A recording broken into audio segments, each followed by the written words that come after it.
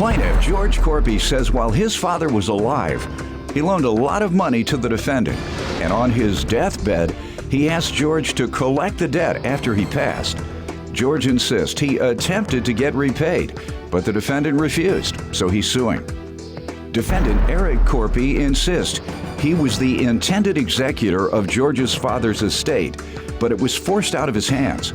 Eric insists the money from George's father was a gift, and he's countersuing because he claims George has been torturing him for years. Start with you. Your Honor, I come before you with my nephew, Eric Corpy.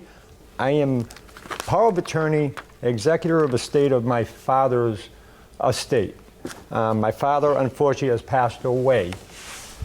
What has happened is my father has paid a lot of my nephew's bills for him, and during my father's passing, When was that, your father? My father passed away March 19th. Sorry to hear that.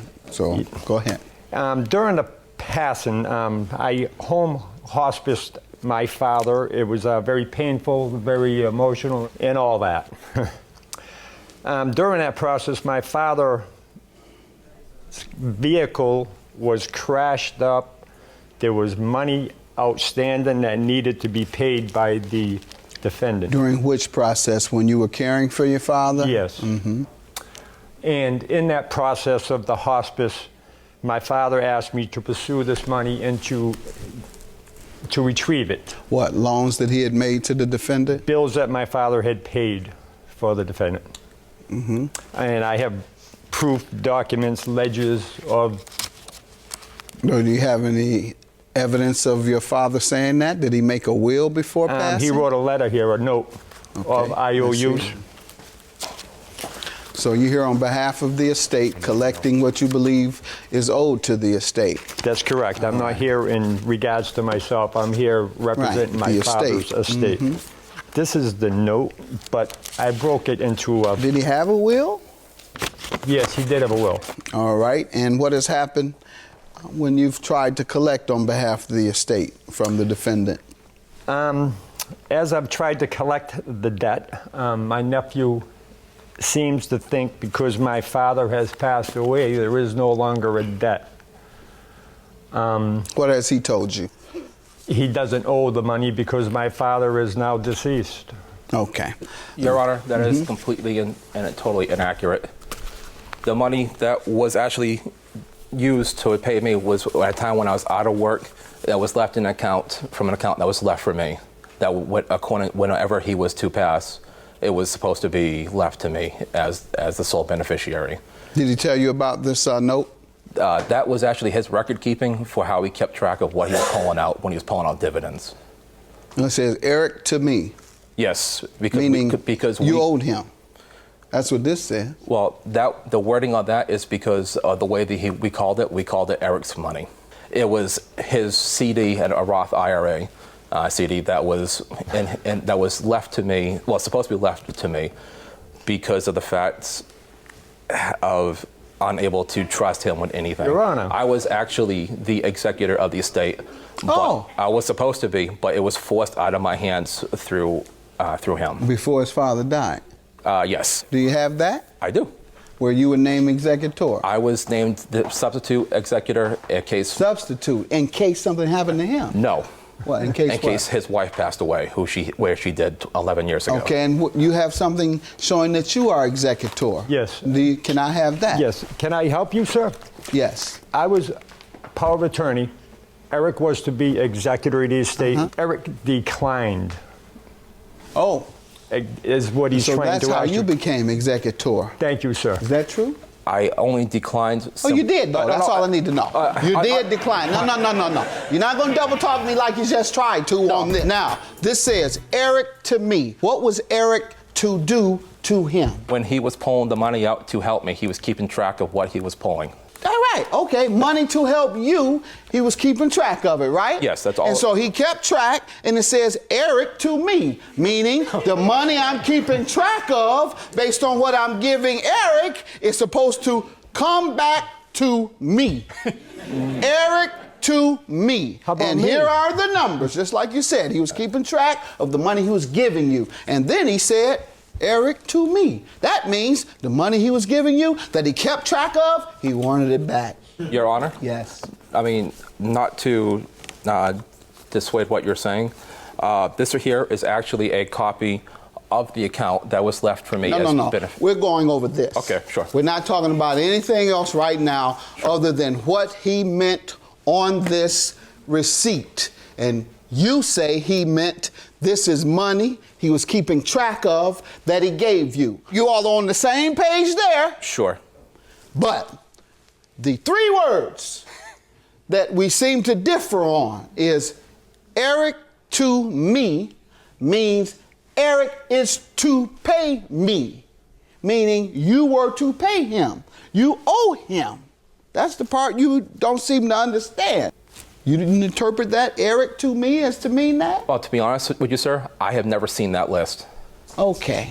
So how do you know what I'm referring to? And we've been discussing this list, and you say that list, Your Honor, is the list of records he was keeping of the money he gave me. Now suddenly, you don't even know what list I'm referring to. Let's move on, sir. So you're collecting on behalf of the estate. Yes. And you say that you are the executor, even though earlier, sir, you tried to mislead me. You were going to give me some documents saying that you were executor. And then he says, no, Your Honor, he declined it. So I go back to you. You declined it, sir? Yes. No, Your Honor, Yeah, I tried saying the reason why I declined was under duress. Good. I don't care why you declined it. You did. All right. Your counterclaim, how does he owe you, sir? For years of torment, ever since he came to our house back in '99. Whose house? My grandparents, his parents, essentially adopted me. They were my guardians. Okay. I was raised as their son. Okay. And I had the childhood he did not have, where most of their time they were intoxicated and passed out. With me, they were attentive. They were there for me. They were a part of my life. He came here in '99 after being attacked at a drug buy. He came to the house to recover, to recoup, and he was always jealous of the relationship that I had with his parents. When he came down, he decided to stay. Chaos came with him. He brought drugs into the house. There was multiple fights where there Your Honor, wasn't can any. No, you can let him speak.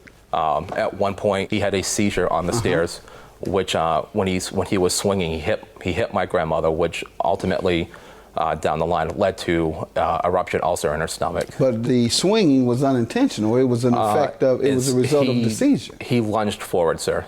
Okay. As time went on, he ran away.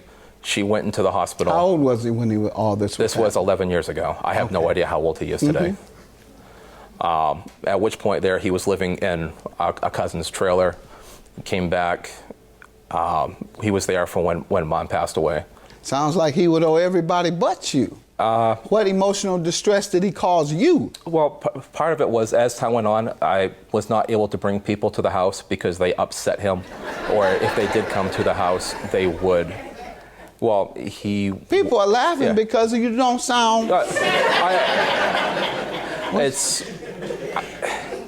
When you come to when you come to a person's house, you're supposed to be welcomed. He would go in there, insult them. Call them names. Yes. Okay, so because he called your friends names, you'd like how much money? No. Sorry, it goes when I was 11 years ago, by the way. No, when I was engaged, he hit on my fiance. When I was with somebody else again, he actually manhandled her, so to speak. He assaulted her. He assaulted her. Did you go to the police? No, because why? A man assaults your girlfriend and you don't go to the police? Did you really love her? I did. What did you do exactly? She left and it was done with. But your relationship was done with? Well, yes. Oh, so she didn't love you? Ultimately, no. I guess not. Oh, okay. Well, let's move on to another subject. But she caused you emotional distress. You got to get her on that one. Your Honor, what it comes down to is there's a lot of things that had happened in our life, and we had in the family we had a basic thing: we don't go against each other. Okay. We deal with everything in-house. Let me say this, sir, and that's why people are kind of, they think you're kind of trivial and silly.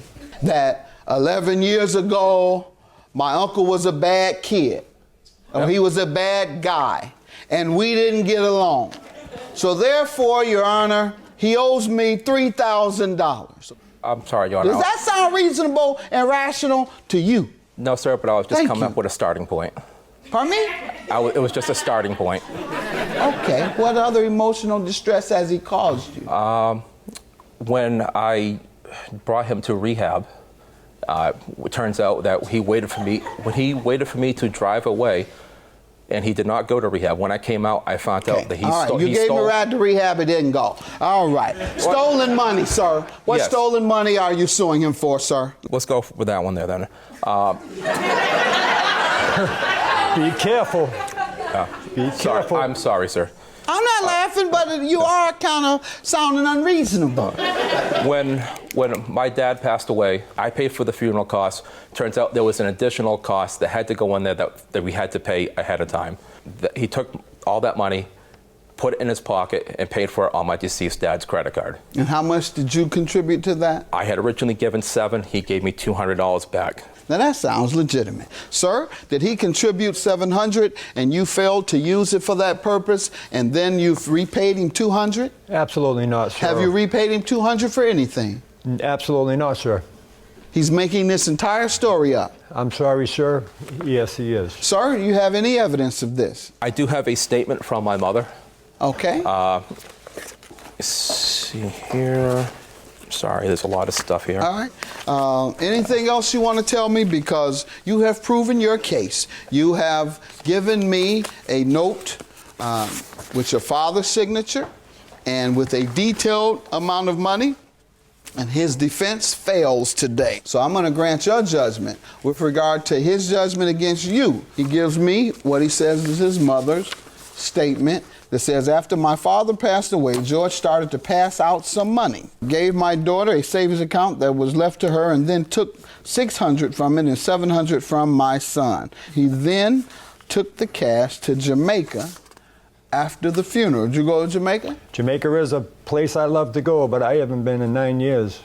So what are you saying? He used the $700 to Jamaica? I need to go on that trip. Sir, I need that deal. following the passing of my dad, he has then, which he was supposed to go to a bed and breakfast, he said it then got changed to a trip to Jamaica. We do not know exactly where he went, but that's where he told us that he went to. Okay. Sir, I'm going to have to dismiss your claim because most of what you've said has been unreasonable. Therefore, I'm going to grant his judgment, $2,359, and your claim is dismissed. Thank you, Your Honor. I got to keep it nice. Eric, stay out of my life. Don't walk up my driveway. Bye now. This family is dysfunctional. He has been nothing but a drug-addicted, crazy person all his life. And unfortunately, everybody else here seems to think it's a joke, but it's not. This guy is a menace to society and basically a homegrown terrorist.